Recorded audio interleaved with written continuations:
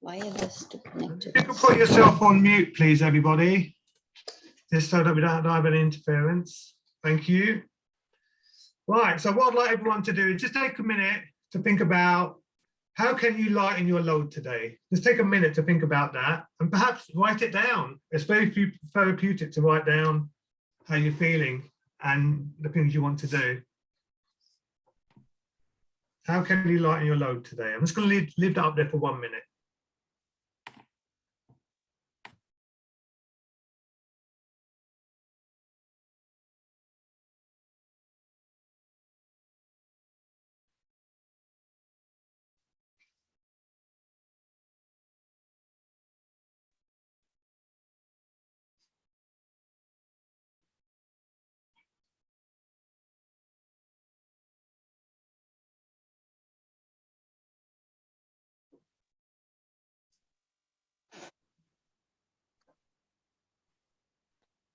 You know, we've always got a lot to do. We've got those to-do lists. Are we putting too much on? Are there things that we can maybe remove and make life a bit easier for ourselves? Okay, so that's 1 minute up. We're going to get into the session. Just before we do, there's one thing that I always like to do, and it's to get us nice and relaxed, leave behind what's gone on before so we can arrive into the present moment. So we're going to do 1 minute of mindfulness. Mindfulness is about being intently aware of our sensations and feelings without interpretation or judgment.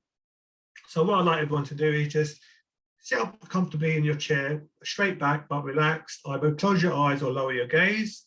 Focus your awareness on your breath, inhalation, exhalation. Don't try to judge your breathing in any way or try to change it. Any thoughts that come into your mind, just let them pass and come back to your breath. We're going to do that for 1 minute and then we're going to come back into the room.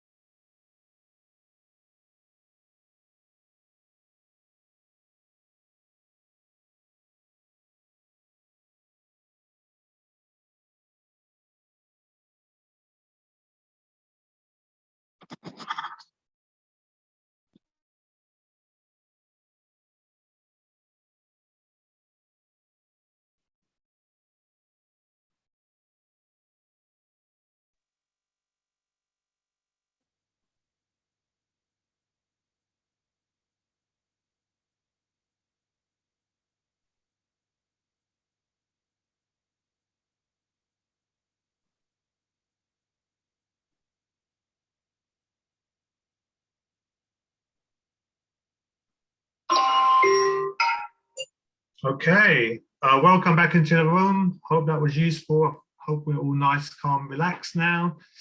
So I'm going to be taking the session till 11:30. Then I'm going to hand it over to Karen. And then at the end, there'll be some time for some questions and answers, another 10 minutes on top of that. And we'll talk about what events we've got coming up in April. So just to give you a background about myself, my name is Shah Hussain. I'm the founder of the Wellness Movement. We're an organisation set up to enhance the corporate lifestyle and culture. We do that through a variety of initiatives, which I'll share with you shortly. I'm also the founder of Be More You, which is a mental health collective, and I'm a wellbeing consultant at Mayo London. My passions are running, community, and mental health. This is a running community that I created, and basically I had some mental health issues when I first started my business in 2016. For 2 years, I suffered from anxiety, stress, and bouts of depression. And I think it's important to talk about how we're feeling, bring our full selves to work, our full self to LinkedIn, and our full selves to webinars like this, just so that we can give other people unconsciously, give them permission to be themselves too. So after suffering for 2 years from mental health issues, I kept it to myself. It was very draining. It was very difficult. But then once I did share after 2 years how I was feeling, the clouds sort of started to go apart. I could see the blue sky again. And I felt much lighter, I felt better. And I just realized, when people say by sharing, you halve that burden, and it really is true. And I think when you're actually going through something, you don't realize that. You just think it's just you and everyone else is doing fine. You sort of over-identify, and that's definitely what I did.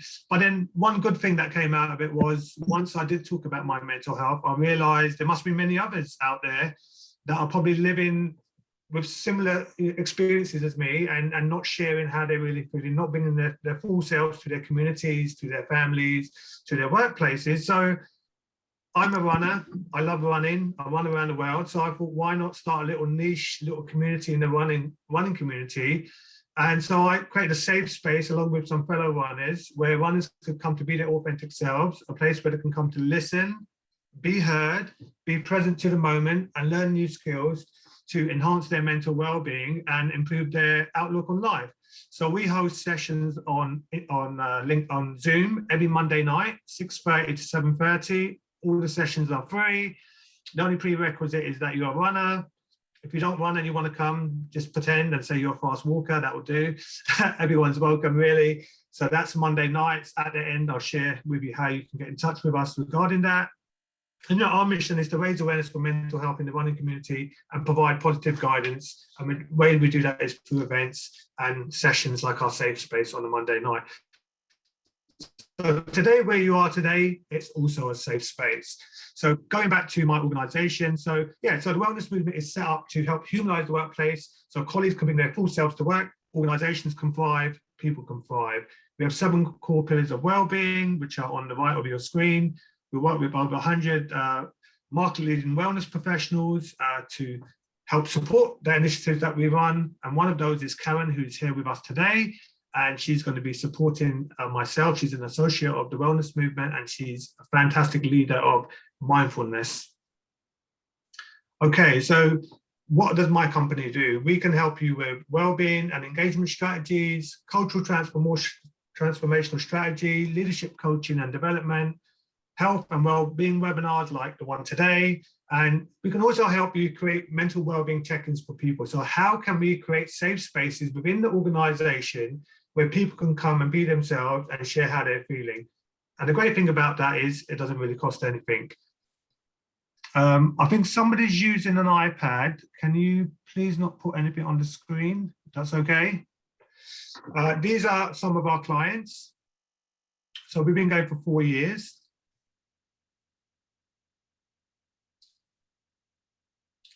Okay, so let's go into today's session. We're going to do a little mental well-being check-in with myself. Then I'm going to ask you, how do you relax? And then we'll talk a bit about the benefits of relaxation. Then I'm going to introduce you to Karen, who's going to do her part of the session, which will be on the introduction to mindfulness. Then there'll be a Q&A. Okay, so checking in with your people. How do we check in with our people? So I did a little survey poll on LinkedIn, which some of you may have seen. We had 48 respondents. So it's great to see, we've got people checking in daily with their teams, weekly, some rarely, but the good news is more and more people are starting to check in with their teams. And if that's something you do, full kudos to you. If there's something you don't do or you're unsure how to do that, please get in touch and we can share that with you.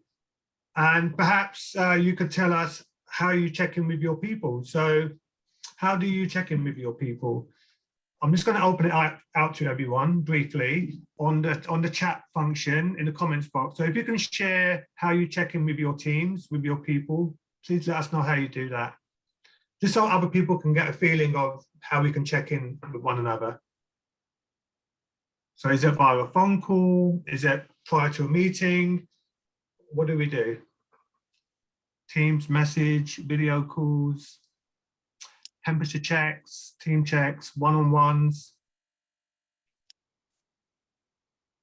Zoom call check-ins. Okay, great. Face-to-face. Fantastic. This is really good to see, and it's really important. We need to check in with our people, and when we check in, we have to ensure that we're asking them about how they are on a personal level, how they're really doing, especially in these difficult times. And it's not about work. Work can be done separately. Okay, so we're going to try one of my signature wellbeing check-ins. Today, we're going to go with 2 words. So I want everyone to think about how are you feeling right now. Think about 2 words, and this could be just today or the week to date. How are you feeling? Think about 2 words and think about some context behind why you feel like that. So I'm excited to be here to share this safe space with you all. I'm also feeling energetic. So last couple of weeks have been quite difficult for me. I've had this lower back pain. I thought it was an injury. I just woke up awkward like 2 Wednesdays ago, and I thought, oh, I must have slept awkward. But then the pain hasn't really gone away. It's just stuck there. And I think after about a week, I realised it's stress. Char's not relaxing enough. I'm here to tell you to relax today, but I'm only human too. So obviously I haven't been relaxing enough. So I've taken it upon myself. I haven't done much strenuous exercise for 2 weeks. And that's definitely made me feel better. Yesterday, I took a painkiller that sort of released the inflammation a bit. And today I touched my toes and there wasn't any pain. So I'm feeling great. So now I'm feeling like I can get out there. I feel energetic. I need a workout. So that's going to be coming soon for me. So I want you to think about what 2 words describe how you're feeling. And the way we're going to do that is we're going to give you all an opportunity to check in with each other. So I'm going to put you all into breakout rooms. And when you're in those rooms, just share where you are and 2 words to describe how you're feeling today. And if you want to provide some context behind that, that's totally optional.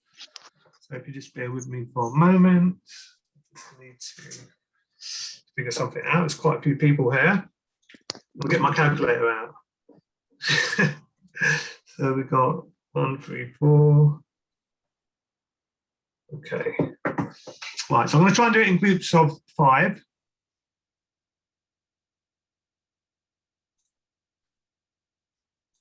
That's quite a few groups, 25.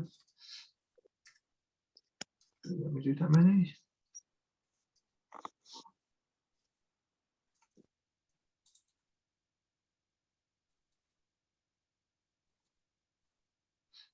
Right.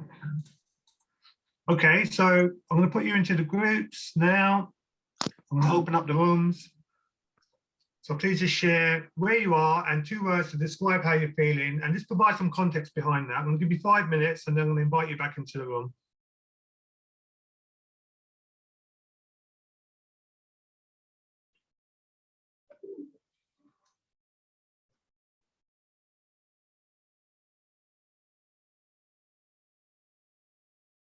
So please join the rooms.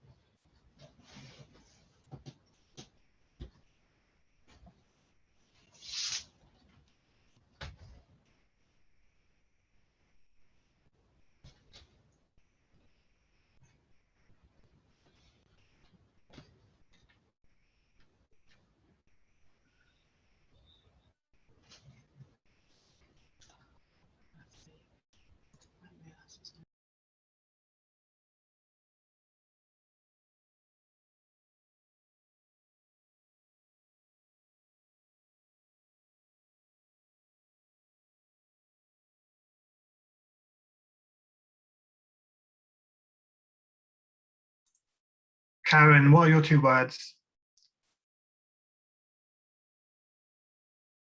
You need to come off mute. Yeah, I've just been sitting here actually sort of checking in with myself. I feel very joyful because it's spring, and curious about this session actually. Curious about my experience of being here. Great. Okay, well, I think some people are coming back to join us. I'm just going to go around a little bit just to get some feedback.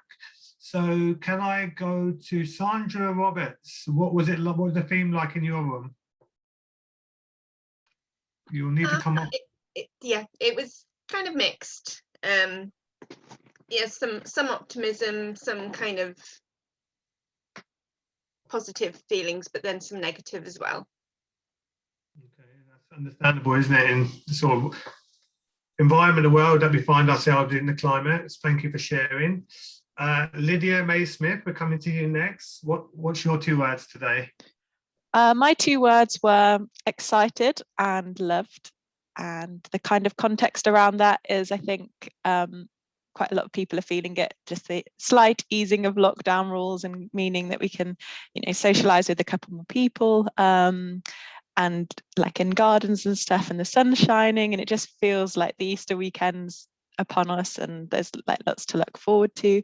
And then loved, I just received a really simple kind of message this morning, and just really kind of felt like a virtual hug, and that's kind of stuck with me throughout the morning. So yeah, those are my 2 words. Amazing. Thank you for being here, and thank you for sharing. No, thank you. Ben Kerr, we're coming over to you next. Just disappeared off my screen. What? I missed the first part, sorry. Yeah, 2 words to describe how you're feeling today, and if you want to provide some context behind that, feel free to. So the words, I feel good today actually, and positive, and the context behind that is more, I've just started a new role in a new job, so I'm feeling a bit less stressed, less anxious, less sleep deprived, so I'm feeling more positive about that already. Thank you for joining us today, and thank you for sharing. Next, we're going to go to Gavin. Over to you. Your 2 words. Tracy, what? No, it does. That wasn't me. Mine are frenetic and apprehensive. One second, Gavin. Can you please put yourself on mute, please? Alrighty. There we go. Okay. So frenetic. It's been quite a busy morning, jumping from call to call and a bit all over the place, albeit quite energized. But frenetic is the word. My to-do list is a bit all over the place. And then apprehensive is the other word. So, whilst looking forward to what hopefully will be a relatively swift return to normality, a little bit anxious about sort of what I see as a little bit of reverse culture shock in going back to normal life and booking lots of stuff and seeing lots of people, and a little bit nervous. I suppose will I be able to fit all that in and still be, have time to do work and, see friends, talk to family, be a good partner and all of that stuff. So yeah, a little bit anxious about that. So frenetic and apprehensive are my words, Shah. Thank you for sharing and the context too. Sabrina, we're going to come to you. How is it in your group, and what are your 2 words? And how did you find the experience in the group?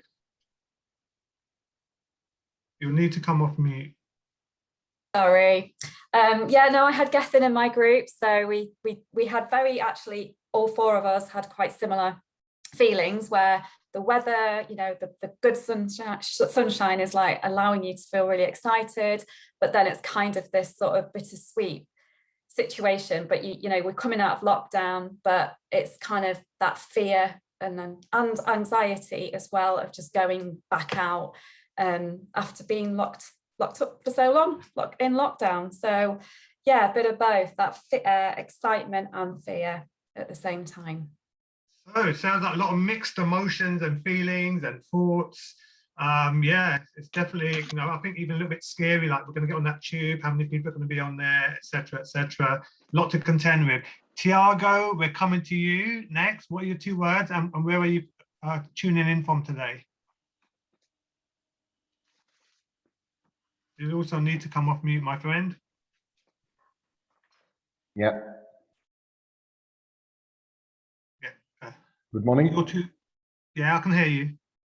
Good morning, all. I'm feeling quite good. I'm very positive and looking forward to meet personally with my friends and with more people.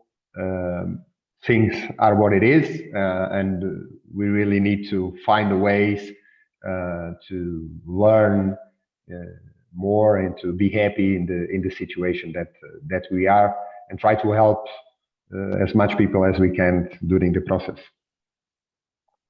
Thank you for sharing. Thank you for being here. Okay, we're going to move on. Thanks everyone for taking part in that exercise. I hope it was useful, and feel free, to take that exercise back to your organizations and feel free to try it out with your team if you found it useful. So yeah, I'm just going to move on quickly. I just want to ask, how often do you feel stressed or anxious? So please use the comments box and share with everyone if you're okay to. Daily, weekly, rarely, all the time? How often do you feel stressed or anxious?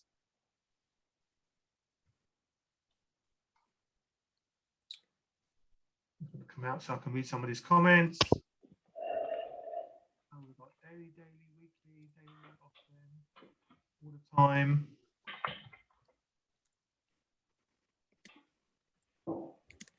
Okay, so there's a theme here for the people that are actually putting the comments in, and it seems like quite often seems to be the case.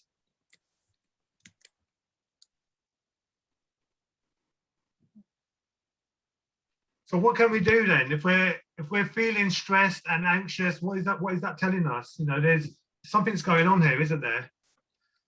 So I recently read a book called The 4 Pillars. It's the 4-pillar plan from Dr. Rangan Chatterjee. Also, he's Doctor in the House on the BBC. You may know who that is. And and I think we all know this, not just him saying this, but when we're stressed out, when we're not feeling great, one of the best things that we can do is just take a time out. We can relax, put our self-care first, make it a priority, because we can't pour out of an empty cup. So what are the things that we can do? Every day we can carve out at least 15 minutes. 15 minutes, that's not a lot if you think about it. And if you don't have the time, you need to make the time. Because if we don't make the time, then our health is going to suffer. It's going to be detrimental to us, and we're going to pay for it later. And then it's going to be, it's going to be much harder for us to recover from that. And that can affect our physical health, our mental health, our physiological health. It can cause a lot of issues. It can affect relationships. So what we need to do is we need to make time for ourselves. So here's just 5 areas that we can work on. Every day, dedicate 15 minutes to ourselves to perhaps just go for a walk in the morning, get some light. That also helps with our circadian rhythm, makes us sleep better as well if we get some light in the morning. What else can we do? We can perhaps avoid screens for certain times of the day or periods. How about being grateful, making a list every evening, 3 things that we're grateful for that have happened that day. This is scientifically proven to improve your mental well-being, reduce feelings of stress, anxiety, and depression if done over a period. And it also helps you realize what the things are that you're grateful for. And these don't need to be big things. These can be grateful for the sunshine today, grateful for my coffee that I had this morning. A friend texted me, asked me how I was. It could be that I cooked a meal today for lunch, first time I've done that in a long time. Whatever it is, you can think about, no matter how bad your day's been, you can almost think about 3 things that have gone well today. So think about those 3 things and perhaps start a gratitude diary. Also, reclaim your dining table. So reclaiming your dining table is important because in the last 15, 20 years, a lot of people have knocked out the walls in their kitchens. They've got a bigger lounge, they've got big sofas, and they're just watching TV and we're having dinner on our laps. And, that's not good for, creating good relationships with our friends, with our partners. So reclaiming our dining table is really important, because watching television and eating our dinner is not going to be helpful, because we're going to be mindlessly eating. And then what that means is we're not going to know that we're full, and then we're going to want to eat more afterwards. So that's not very good for our health. So try to sit at your table and eat a meal at least once a day without any devices. That's really important. And how about a practice of stillness? Whether that's some mindfulness, whether that's some journaling, perhaps some reading, or sitting in a room alone, quiet, listening to your favorite music, maybe with the lights off, just you and the music. Just going back to the me time. So I want to put this forward to everyone. What I'd like everyone to think about is every day, carve out your 15 minutes. And there's 3 rules. It has to be unashamedly for yourself. No one else is allowed to be involved in this. So you've got to do something for you. It can't be an activity that involves your phone, your tablet, or your computer. And you're not allowed to feel guilty about it. So these 15 minutes or more, if you have it, are just for you, only for you. And, you know, trust me, you do this for about a week, see how good that makes you feel. Like I mentioned earlier, I've had a bit of a back pain. So I've been going for a walk every morning for 15, 20-minute walk, just around where I live in Essex. And I've been doing that for 2 weeks and I feel great. That's, you know, it's really helping me feel good, set my morning up. Because I don't take my phone with me, I don't even take my watch. It's just me outside with the elements and I feel great. So carve out at least 15 minutes for yourself. And you know, what are the sort of things we can do without our phone? So here's some ideas on the screen for you.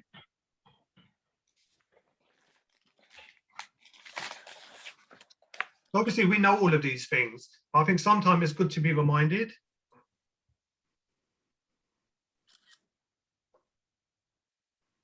And how about stillness? What can we do for stillness? We can meditate. We can even meditate with an app. We could try some breathing. Perhaps some mindful coloring. You can get books from online for mindful coloring. It's become really popular now with adults.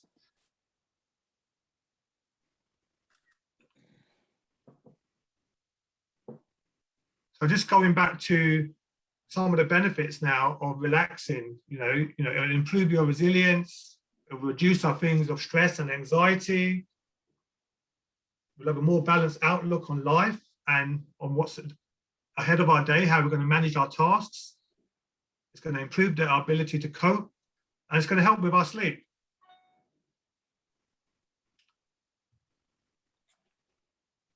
So just a recap on the 5 things you can do to help you relax.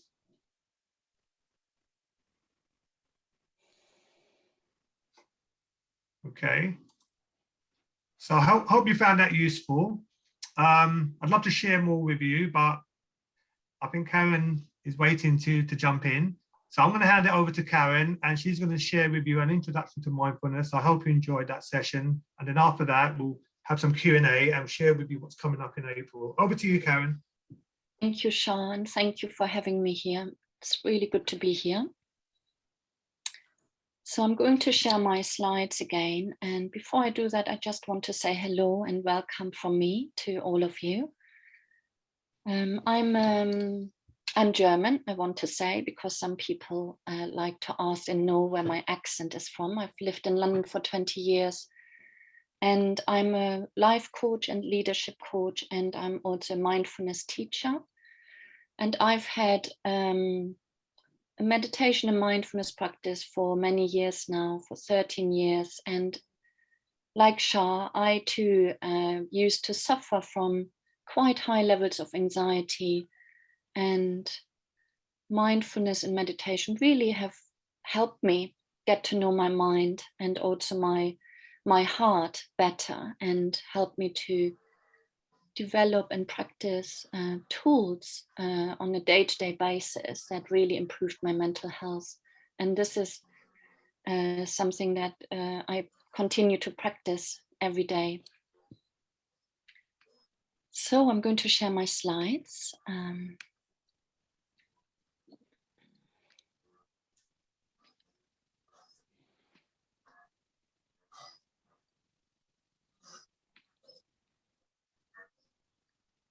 So I'm going to share a little bit what we're going to do in the next half hour. It will be quite a whistle-stop tour, really, because mindfulness is a very broad and deep field of practice.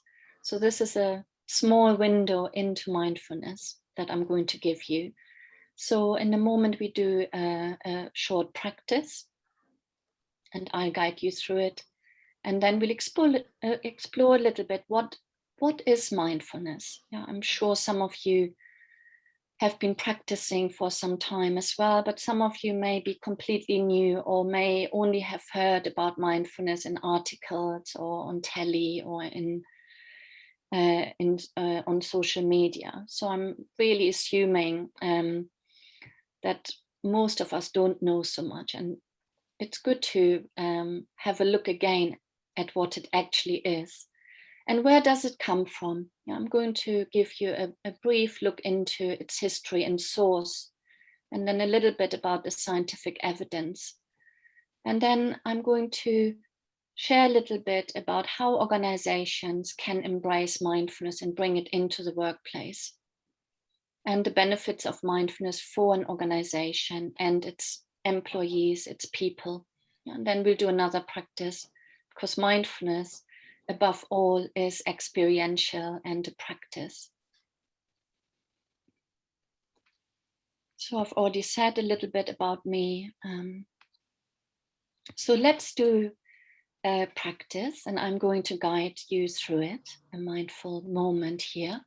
So let's settle in and settle down into our seat wherever we are in our respective places and locations. And we can begin by just bringing awareness to where we are, the room we are in. Maybe you want to have a look around, what's in front of you, what's around you.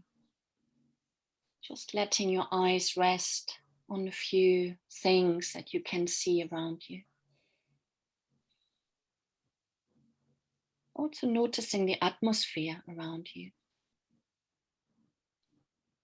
What is it like in the space you are in right now?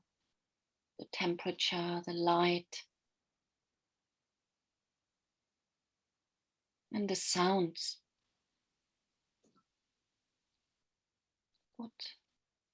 What are some sounds around you, inside the house, place you are in, outside? The birds have been just beautiful these past weeks, beginning of spring. And then if you like to close your eyes, you might like to close your eyes, or you may just want to lower your gaze. You don't have to close your eyes. And then bringing your awareness to your whole body and getting a felt sense of your whole body sitting here. Of your whole body sitting here breathing.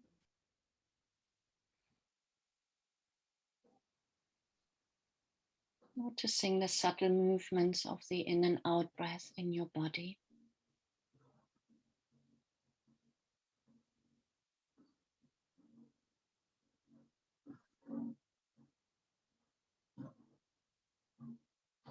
What is it like to be sitting here breathing?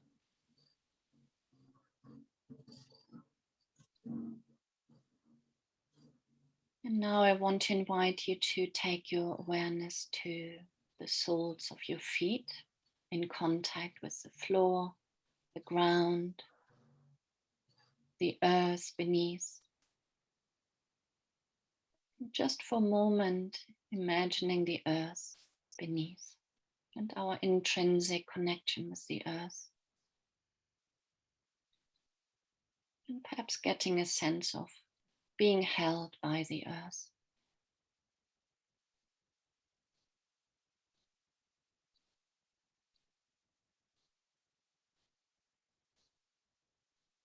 So grounding ourselves.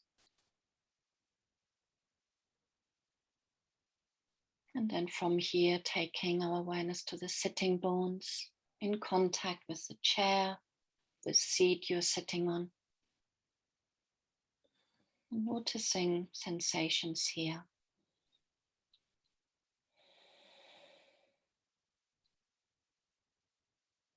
Perhaps the pressure of the sitting bones in contact with the chair.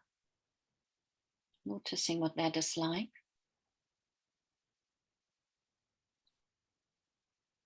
Bringing a curious, open mind to whatever is here right now.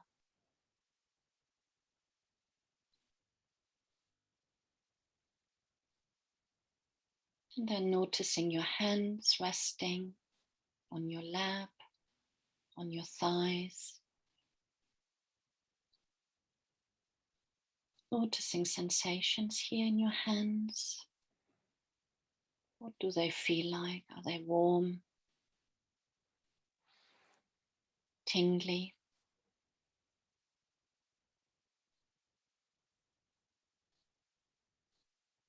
Just noticing sensations here as they are.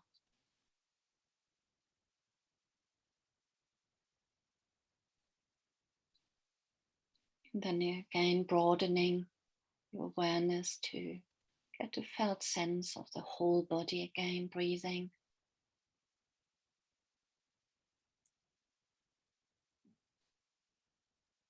Noticing how you are right now. What's here now?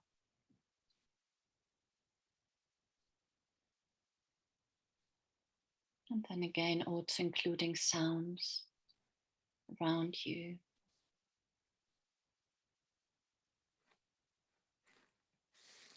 And then taking a deeper breath to bring this short practice to a close. Maybe you want to stretch your body a little bit, your toes, hands, giving your shoulders a little stretch. We've been sitting for 35 minutes already.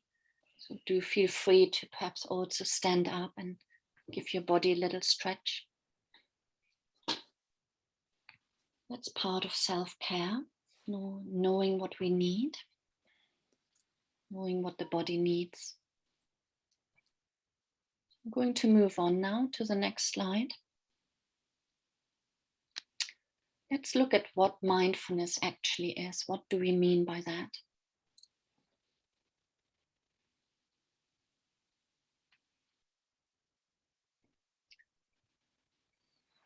So mindfulness arises when we pay attention in the present moment and on purpose to the body, the sensations in the body, our feelings, emotions, our thoughts, other people, when we pay attention in the present moment to other people and to our surroundings, the world we live in, on purpose, and non-judgmentally. So I'm just briefly saying a little bit to speak a little bit to the words here in capital letters. So paying attention in the present moment means that we ground our attention in the here and now, rather than ruminating about what already happened, the past, or worrying about what hasn't happened yet, and may never happen, the future. And paying attention on purpose means in mindfulness practice, we learn how to steady our attention on a particular spot, intentionally paying attention. Or we also talk about voluntary attention, because there's always involuntary attention. Our attention is always on something.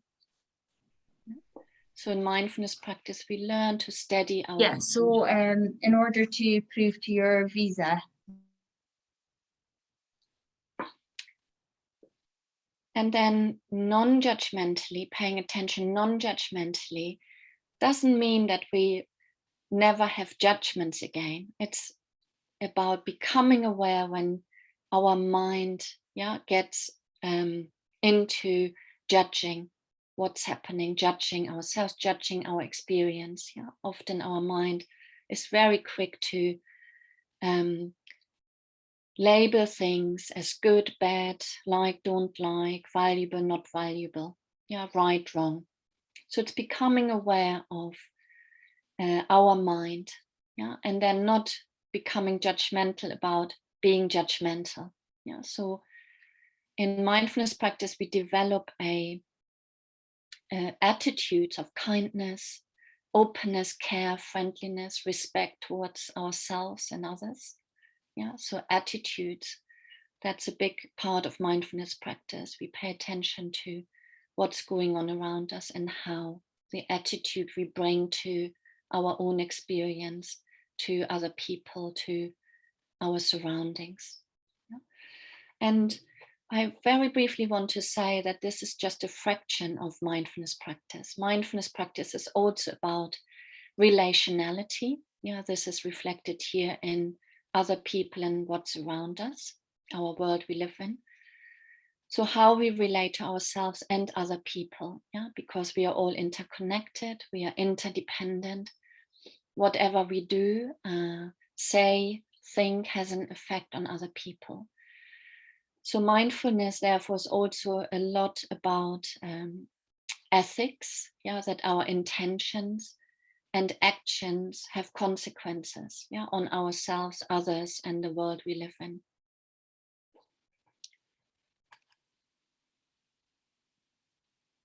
So I'm moving on to briefly sharing a brief history, although it's a big history, it's a long history of mindfulness.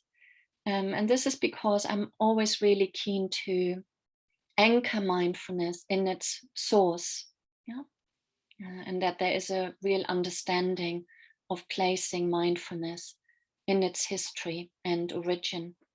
So mindfulness practice goes back 2,500 years, and it was originally taught in Buddhist tradition. Mindfulness is an intrinsic human capacity. It's also found in other major world religions and philosophies. But it is believed now that mindfulness practice has been most clearly practiced and defined in Buddhist tradition. And then in the 1970s, the American medical professor of medicine, John Kabat-Zinn, discovered that mindfulness could help patients with chronic pain where traditional medicine could not help them anymore. Yeah, and I also need to say here that John Kabat-Zinn is a serious practitioner of mindfulness and meditation practice. And subsequently, in his work with patients that suffered from chronic pain, he also discovered that mindfulness practice could help patients reduce their anxiety and depression, because often chronic pain comes with depression. And then Kabat-Zinn subsequently developed secular mindfulness-based programs for stress reduction and chronic pain management. And these are the programs that we know today, and the application of mindfulness has now spread to many different fields in our modern life. So a little bit about the scientific evidence. What do we know about the benefits of mindfulness practice and its impact on our well-being? So mindfulness has been researched since the 1980s. There have been since then about 5,000 research studies published in scientific journals. But it's been for the last 10 years that, and then really in the last 20 years, where the scientific interest has seen a huge upsurge. And this is for two reasons. Mindfulness had a big impact on the prevention of depression and found to be as effective as antidepressants without the side effects. And then the second reason for the huge scientific interest in more recent years is that low-cost brain scanning has become much more available. And so neuroscientists could do many more research studies, and discover that the brain could change. And this is what has been coined as neuroplasticity, that the brain was actually able to change with practice. And neuroscientists, one of the things that they discovered was that there was less neural activity in the amygdala. The amygdala is an almond-shaped brain organ. It's also called the alarm bell of the brain. So they found in brain scans that mindful people who practice mindfulness had less neural activity in the amygdala. And also they found in people who practiced mindfulness that they had stronger prefrontal lobes. And the prefrontal lobes, they sit just above the eyes, and they are part of the neocortex, which is the youngest part of the brain. And this is called the executive control center of the brain, responsible for planning, for our emotional responses. Yeah. So this is a very, very brief tour of the scientific evidence. I could talk about this for more than an hour. And what I want to say here and put a little caveat around the scientific evidence is that often mindfulness is said to be happening in the brain. Yeah, this is not true. Mindfulness happens in the relationship, yeah, between the body, and the brain is part of the whole body, and our social and cultural context. Yeah, mindfulness does not happen in the brain. It happens in the relationship between the body and our social and cultural environment.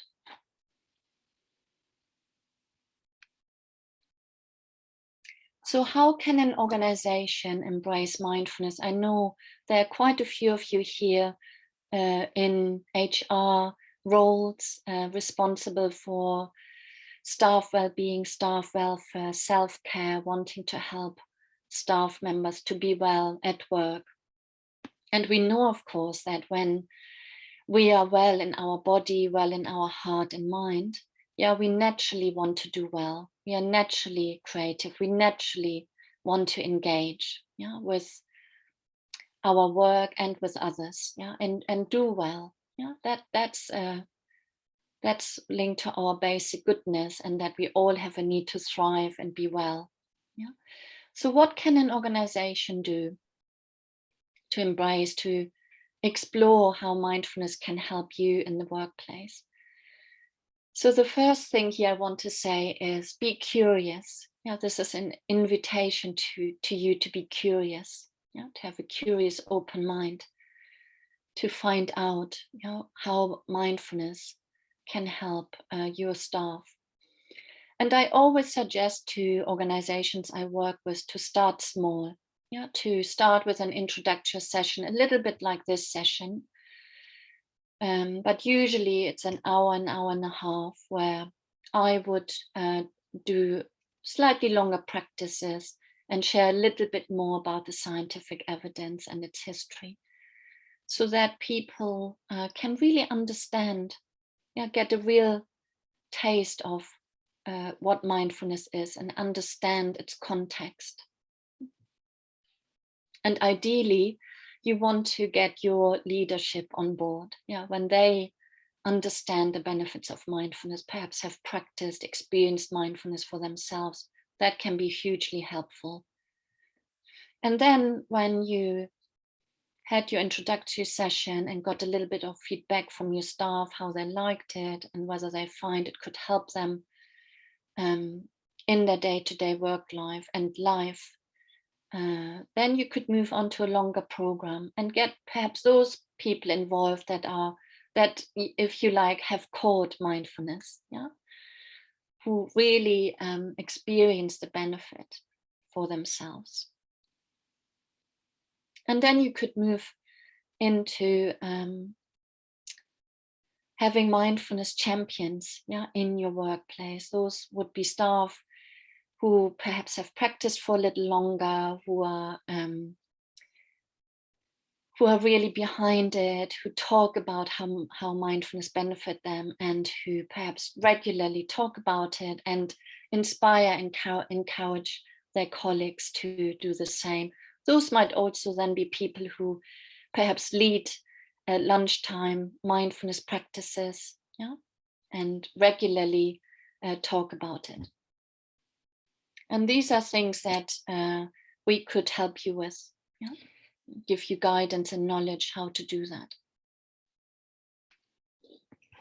So what are the benefits for an organization?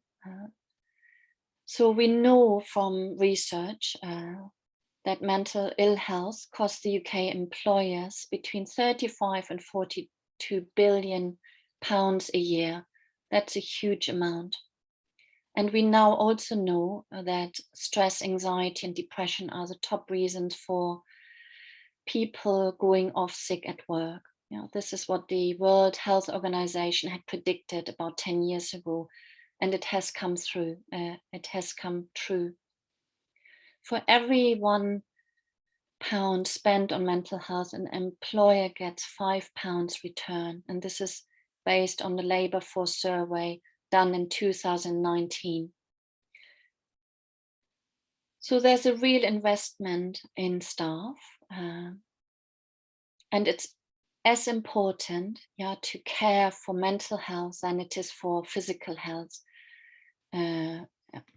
Investment in, health and safety training, computer training, stress management training, mental health training is as important.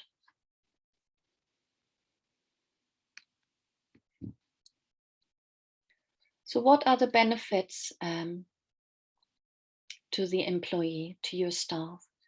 So Shah has already shared some benefits of self-care, and of course mindfulness practice is one way of caring for oneself and others. So we now know that mindfulness practice can help reduce stress, anxiety, and overwhelm. And it can help us respond more rather than react. Now, mindfulness practice helps us increase the being mode of mind. Yeah, and this would be part of mindfulness training, understanding and increasing the being mode of mind, as opposed to the doing mode of mind. So when we can create more space, we have more capacity to respond to what's happening. Yeah? And that can help us to better emotionally self-regulate.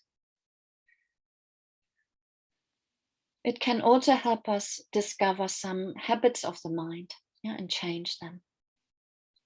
So it can help us discover, get to know our mind better. It also supports attentive listening, taking other people in. And it can help us improve our communication and relationships. This relates to what I said earlier, that mindfulness practice is also relationality, how we relate to ourselves and others. And it can increase cognitive capacities like focus or decision making. And most importantly, a big part of mindfulness practice is cultivating attitudes of kindness and compassion, empathy, patience, trust. Yeah? And this links to what I said earlier.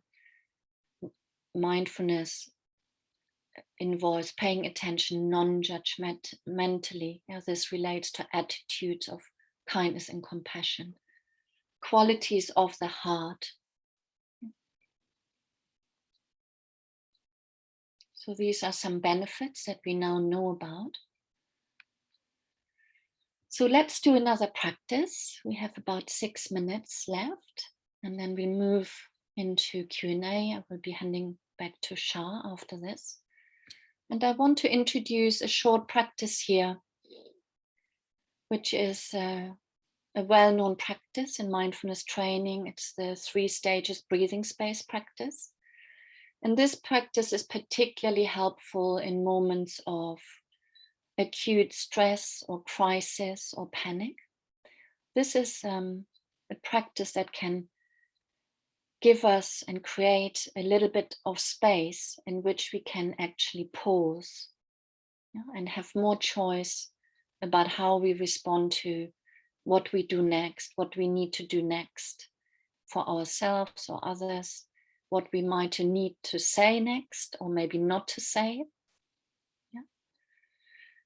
So I'm just briefly saying the 3 stages. Don't worry about remembering them. I will guide us through it. I'm just going to share them here because they're quite simple and you could take this away as a practical tool. You can apply instantly going forward from this session. So the first stage is about what is here now. This is really about bringing curiosity to what's here in this moment, in our experience, in our body, the sensations in the body, feelings, moods, emotions, thoughts that are going through the mind, just as they are. This is about noticing with an open, kind, caring attitude. And then the second stage is about bringing the awareness to the breath and noticing the breath in the body for 5 breaths, 3 to 5 breaths. And then the third stage is about broadening our awareness to include the whole body,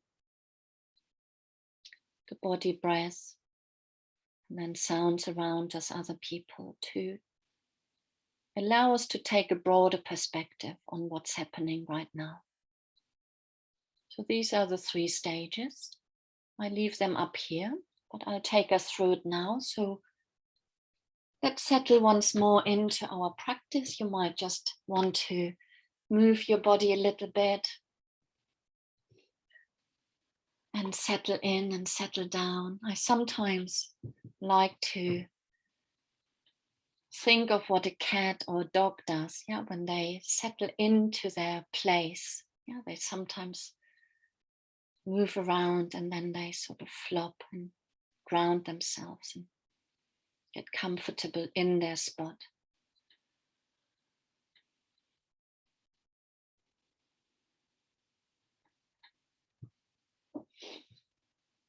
So connecting with the ground, the sitting bones, the hands once more, allowing the upper body to be upright, the spine lengthening,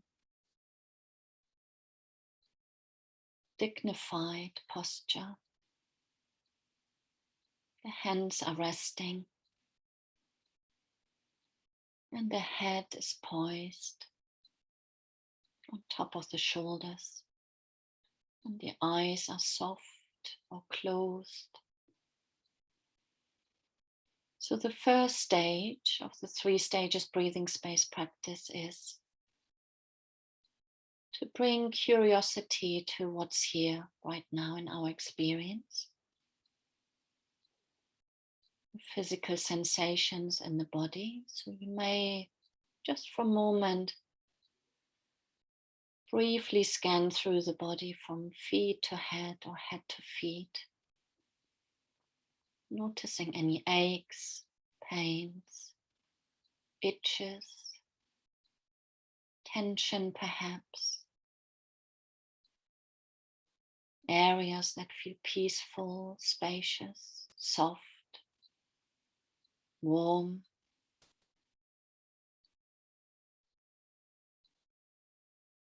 So what's here right now in your body? Physical sensations. And allowing what's here to be here.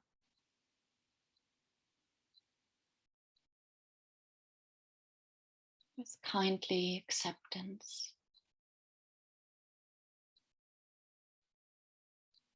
Noticing feelings also, your mood.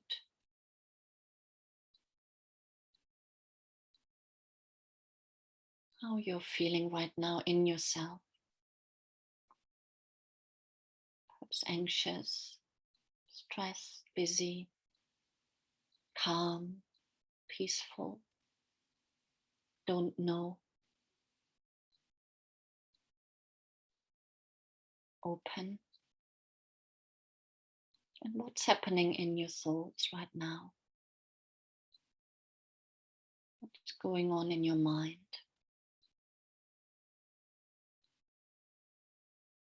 See whether you can just notice thoughts without getting into the content, without buying into whatever's happening in your mind. Seeing thoughts as thoughts.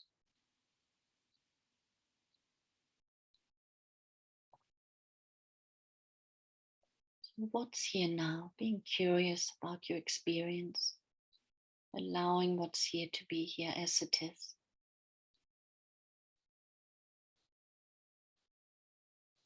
And then the second stage is about bringing our awareness to the breath in the body. So noticing where you feel the body, where you feel the breath in the body, the subtle movements of the breath in the body. Sometimes it's helpful to notice where you most feel the breath right now. Maybe in your chest or belly, maybe in the sides of your body, maybe around your nostrils or upper lip.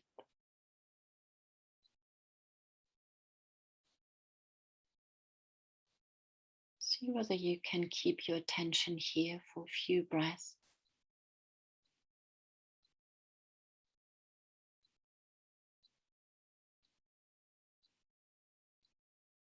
Don't worry if your mind has wandered off. You can notice that and bring it back.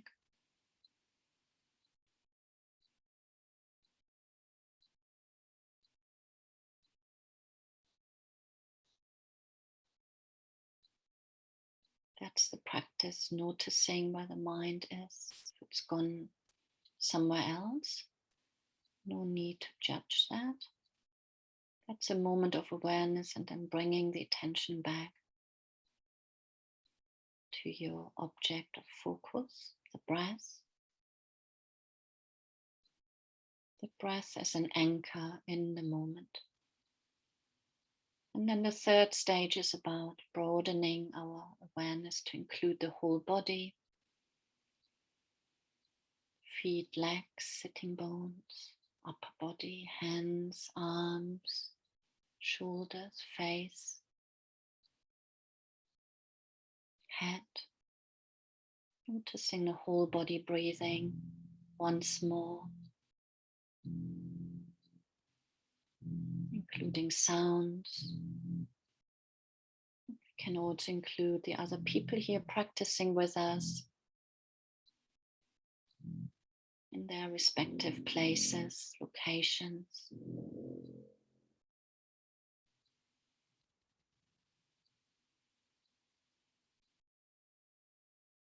And then gently bringing the practice to a close now. Noticing once more what's here now, how you're feeling now.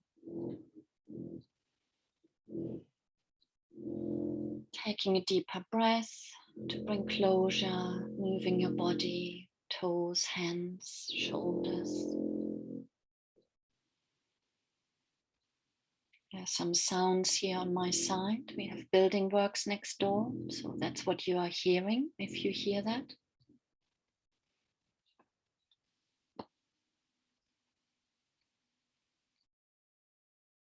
So gently transitioning back to the next bit of the session. So I'm handing over now to Shah. Thank you very much. Thank you for that, Karen. Nice and relaxing. I was almost nodding off there. I know that's really good, really helpful and useful. So if anyone's got any questions about what Karen's taken us through, now's a good time to ask, perhaps in the comments box, or if you want to speak out loud. Otherwise, I might come around and pick on a couple of people just to ask you how you found that experience. Let's have a look.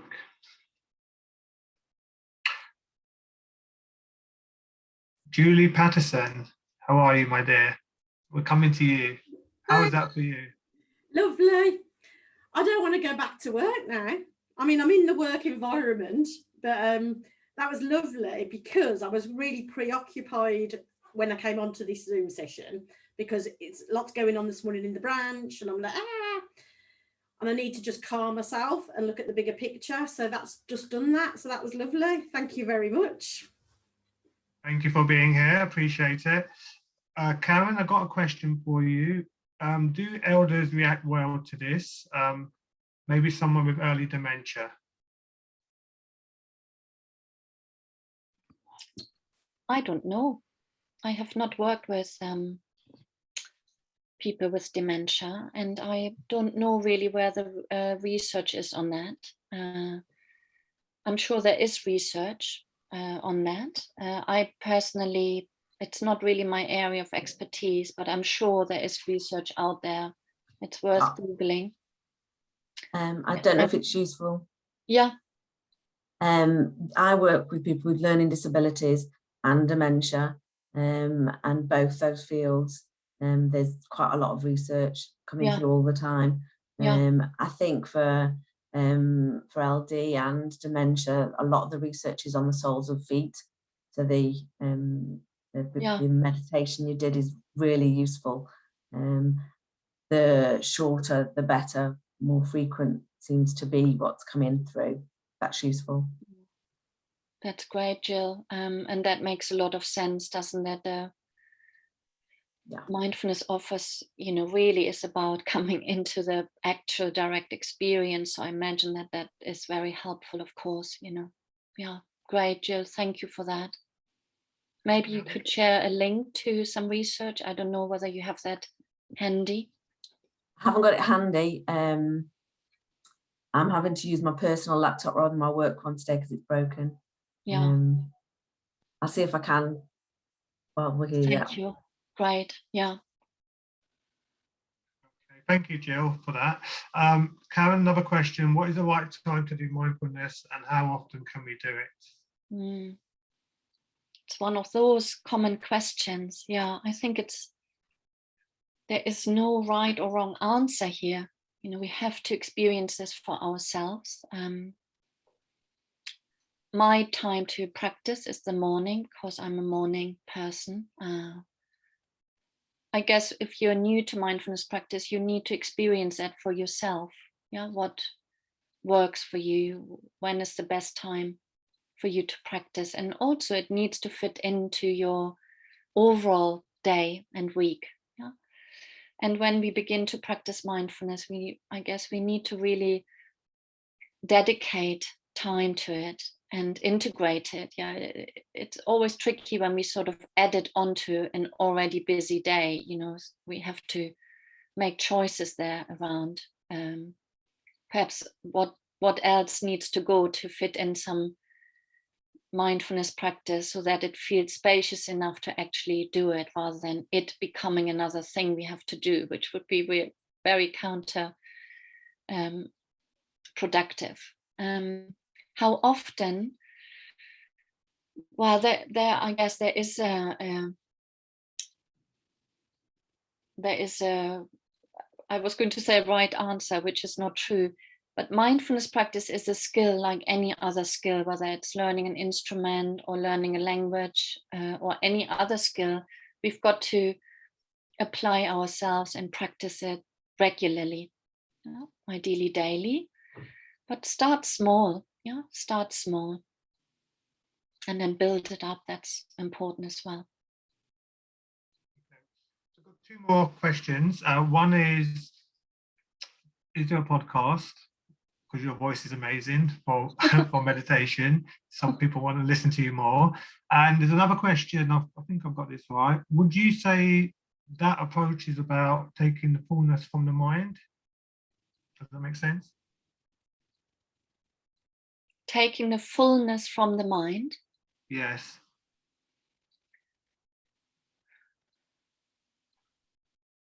it's really about, you know, getting to know the mind. It's about awareness. And the more we practice being in our direct experience, the more the mind settles, yeah, calms down. So that is a result of practice, yeah, but it's not an aim in itself, yeah, I think as we practice mindfulness and come into relationship with our direct sensory experience, our experience changes.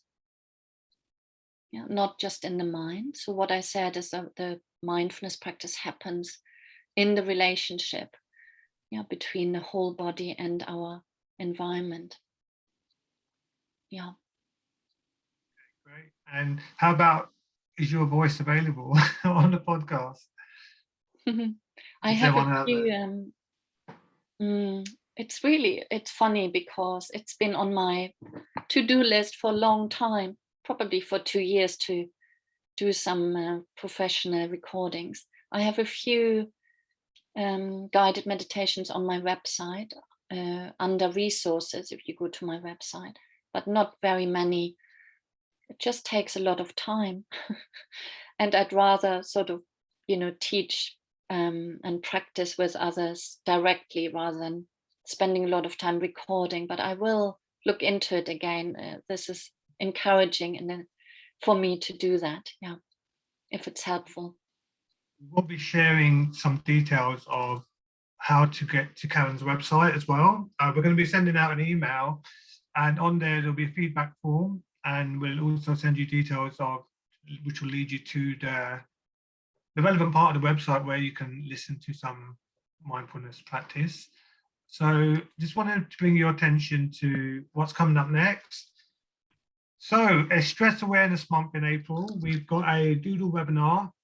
Everyone's invited, bring your kids. It's going to be amazing.